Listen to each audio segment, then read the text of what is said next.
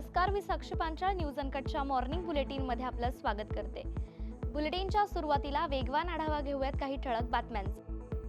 पाकिस्तानचं पाणी बंद केल्याचं सांगून जनतेची दिशाभूल करताय प्रकाश आंबेडकर यांचा आरोप। केंद्र आणि राज्य सरकारांमध्ये समन्वयाचा अभाव। शिवसैनिकाला हिंदुत्व शिकवू नये, गृहराज्यमंत्री योगेश कदम यांचा नितेश राणेंवर पलटवार।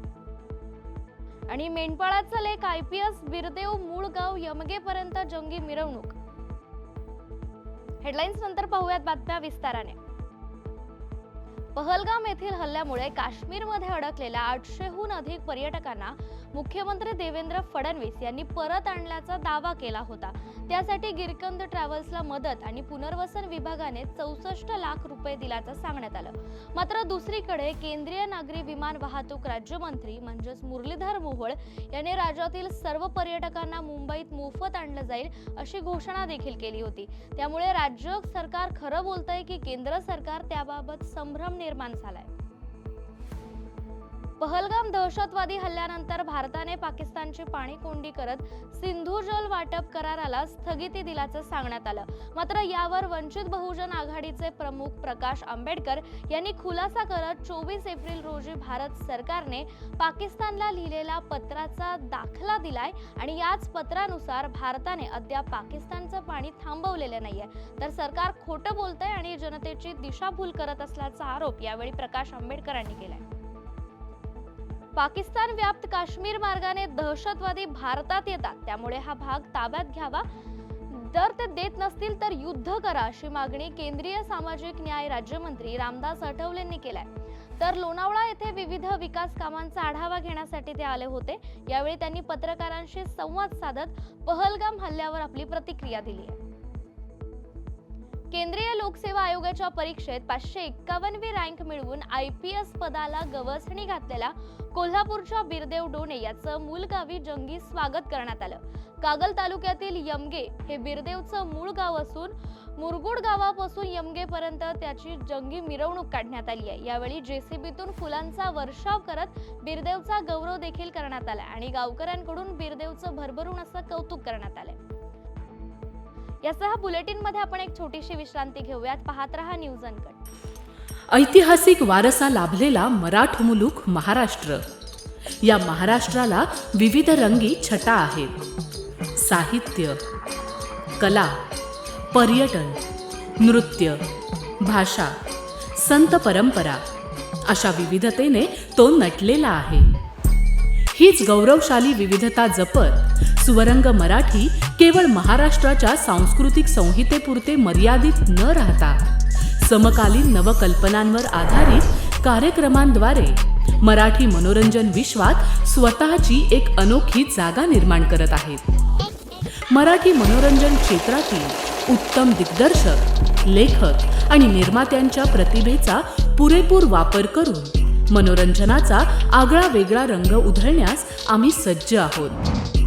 स्वरंग मराठीचे उद्दिष्ट मराठी मनोरंजन क्षेत्रामध्ये मनोरंजनाची वहिवाट सोडून रूढीवादी पद्धती तोडून मनोरंजनाचा समृद्ध अनुभव प्रदान करून देण्याचा आहे।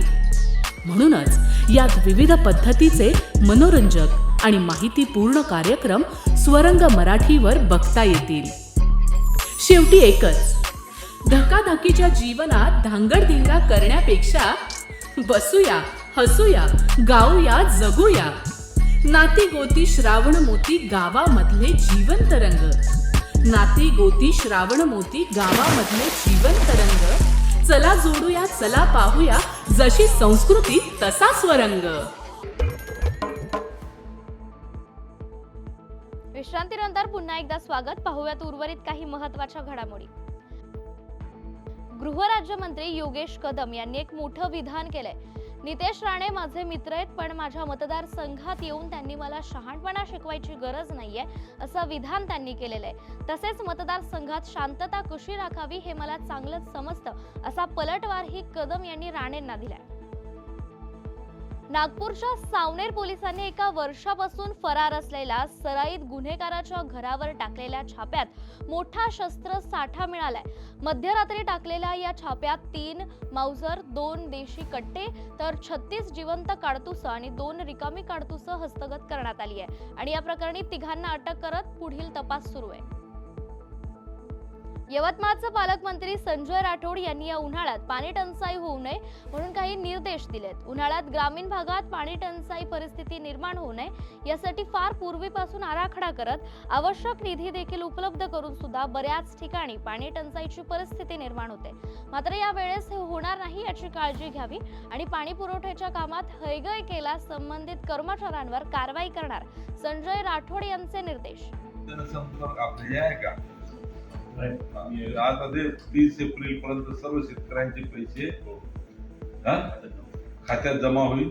आजच्या बैठकीत निर्णय जुन्या तो देऊ ना असं पूर्ण तुम्ही तर जाहीर केलं, आम्हाला पैसे भेटले नाही. जबाबदारी तुमच्यावर फिक्स करू. आपली जेवढी पंचायत समितीची मागणी होती त्याप्रमाणे मागणी केली, शासनाला पैसे आले आणि आपण बदलले 100%. ठीक आहे, आता ते बरोबर आहे तुमची. ते खालीपासून एकदा क्रॉस व्हेरीफाय करून टाकला की जितके लोकांचा रिलेट झालेला आहे सगळ्यांचं आपण पेमेंट करतो या नाही करतो. 5 दिवसामध्ये सगळी कारवाई करून टाकतो. ठीक आहे, ज्यांचं नाही 30 एप्रिल पर्यंत आपल्याला आहे वेळ. यासह बुलेटिन मध्ये आपण एक छोटीशी विश्रांती घेऊयात. पाहत रहा न्यूज अनकट. महाराष्ट्राला फार पूर्वीपासून अत्यंत गुणी खेळाडूंचा एक समृद्ध वारसा लाभलेला आहे आणि हा वारसा पुढे जपत प्रत्येक नवी पिढी आपल्या देशाला नव्या दमाचे नवे खेळाडू अजूनही देते आहे आणि यापुढेही देत राहील. क्रीडा विश्वातील हेच नाविन्य ओळखत आणि ते जपण्याचं उद्दिष्ट घेऊन सादर करतोय क्रीडेच्या जगतात एका नव्या दृष्टिकोनाने डोकावण्यासाठी एक हक्काचं ठिकाण AGC स्पोर्ट्स. आता तुम्ही म्हणाल कितीतरी आहेत, तुम्ही काय वेगळं देणार?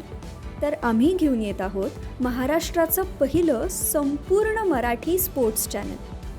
मराठी प्रेक्षकांसाठी कबड्डी, फुटबॉल, खो खो, मल्लखांब अशा ग्रामीण तसंच शहरी भागात प्रसिद्ध असणाऱ्या यासारख्या अनेक खेळांचं थेट प्रक्षेपण, तज्ज्ञांचं विश्लेषण आणि स्थानिक खेळाडूंच्या प्रेरणादायी कथा इथे पाहायला मिळतील.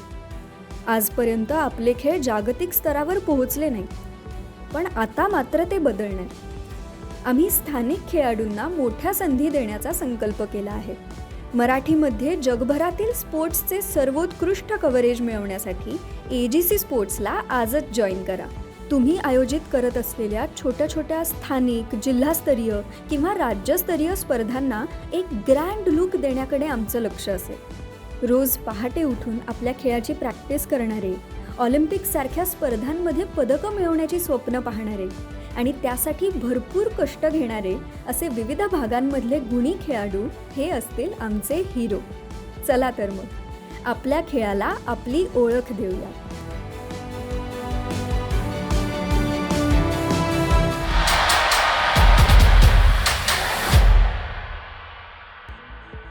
विश्रांतीनंतर काही महत्त्वाच्या बातम्यांवर नजर टाकूयात. मुंबईच्या फोर्ट भागातील कैसर हिंद इमारतीला भीषण आग. त्यात ED कार्यालयातील कागदपत्र, फाईल्स आणि फर्निचर जळून खाक. तब्बल 7 तासांच्या अथक प्रयत्नानंतर रविवारी आग नियंत्रणात. सुदैवाने जीवितहानी झालेली नाहीये.